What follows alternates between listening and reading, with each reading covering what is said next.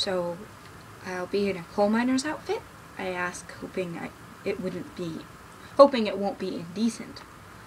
Not exactly. You see, Portia and I think that coal miner thing's overdone. No one will remember you in that. And we both see it as our job to make the District 12 tributes unforgettable, says Cinna. I'll be naked for sure, I think. So, rather than focus on coal mining itself, we're going to focus on the coal, says Cinna. Naked and covered in black dust, I think. And what do we do with coal? We burn it, says Cinna. You're not afraid of fire, are you, Katniss? He sees my expression and grins. A few hours later, I'm dressed in what will either be the most sensational or the deadliest costume in the opening ceremonies. I'm in a simple black unitard that covers me from ankle to neck, shiny leather boots that lace up to my knees. But it's the fluttering cape made of streams of orange, yellow, and red, and the matching headpiece that define this costume. Cinna plans to light them on fire just before our chariot rolls out into the streets. It's not real flame, of course. Just a little synthetic fire Portia and I came up with. It'll be perfectly safe, he says. But I'm not convinced I won't be perfectly barbecued by the time we reach the city center. My face is relatively clear of makeup, just a bit of highlighting here and there. My hair has been brushed out and then braided down my back in my usual style. I want the audience to recognize you when you're in the arena, says Cinna dreamily.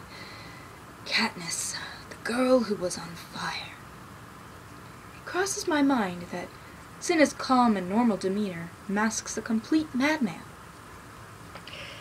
Despite this morning's revelation about Peeta's character, I'm actually relieved when he shows up dressed in an identical costume.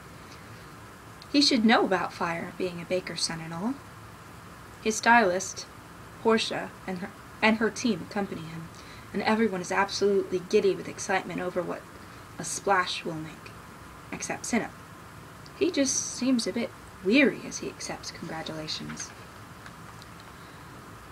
We're whisked down to the bottom level of the Remake Center, which is essentially a gigantic stable. Sorry, not table. Stable. The opening ceremonies are about to start. Pairs of tributes are being loaded onto chariots, pulled by teams of 4 horses. Ours are coal black. The animals are so well trained, no one even needs to guide their reins. Cinna and Portia direct us into the chariot and carefully arrange our body positions, the drape of our capes, before moving off to consult with each other. What do you think? I whisper to Peeta, about the fire. I'll rip off your cape if you'll rip off mine, he says through gritted teeth. Deal, I say. Maybe, if we can get them off soon enough, we'll avoid the worst burns. It's bad, though. They'll throw us into the arena no matter what condition we're in. I know we promised Haymitch we'd do exactly what they said, but I don't think he considered this angle. Where is Haymitch, anyway? Isn't he supposed to protect us from this sort of thing, says Peeta. With all that alcohol in him, it's probably not advisable to have him around an open flame, I say. And suddenly we're both laughing. I guess we're both so nervous about the games and more pressingly petrified of being turned into human torches, we're not acting sensibly. The opening music begins. It's easy to hear, blasted around the Capitol.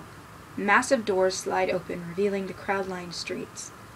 The ride lasts only about 20 minutes and ends at the city circle, where they will welcome us, play the anthem, and escort us to the training center, which will be our home/prison until the games begin. The tributes from District 1 ride out in the chariot pulled by snow-white horses.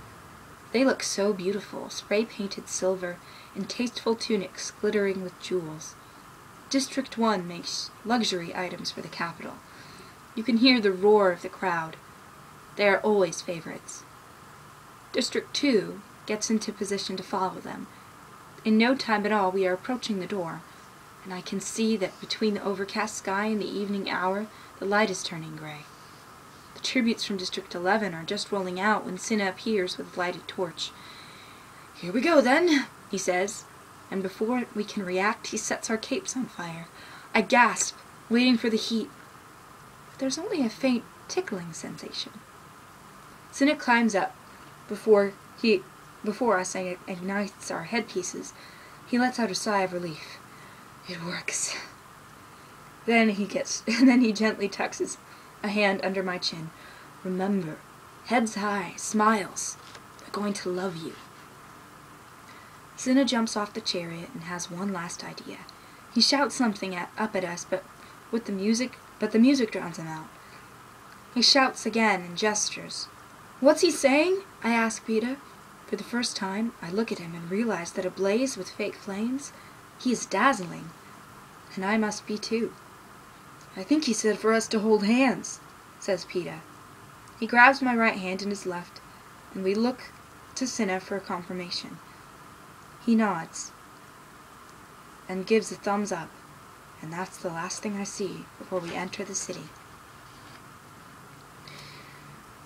The crowd's initial alarm at our appearance quickly changes to cheers and shouts of "District 12!"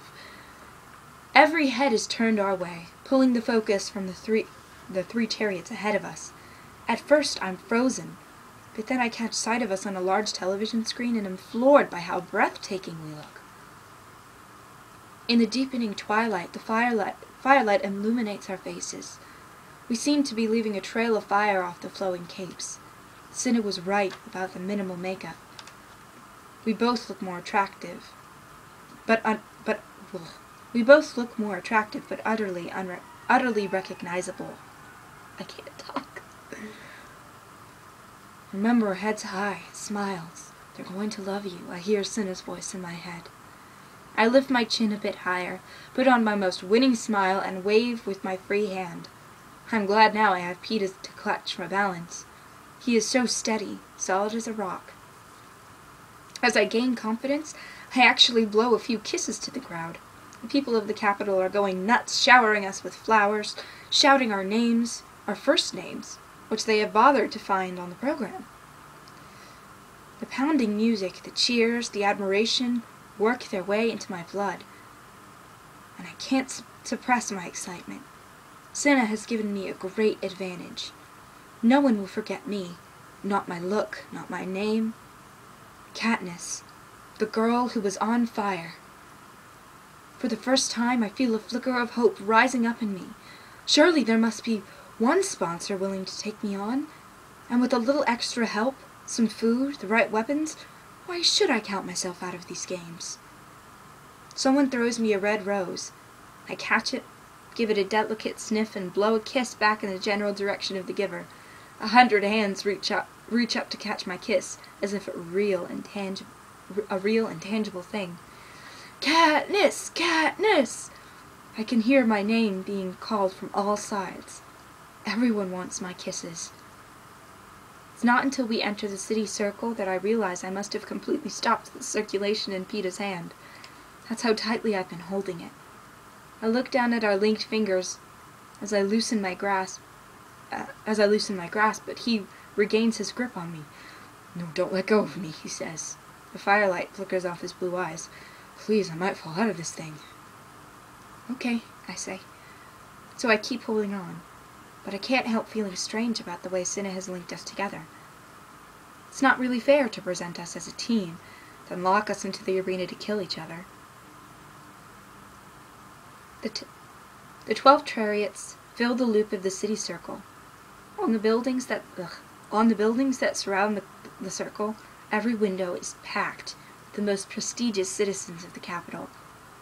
Our horses pull our chariot right up to President Snow's mansion, and we come to a halt.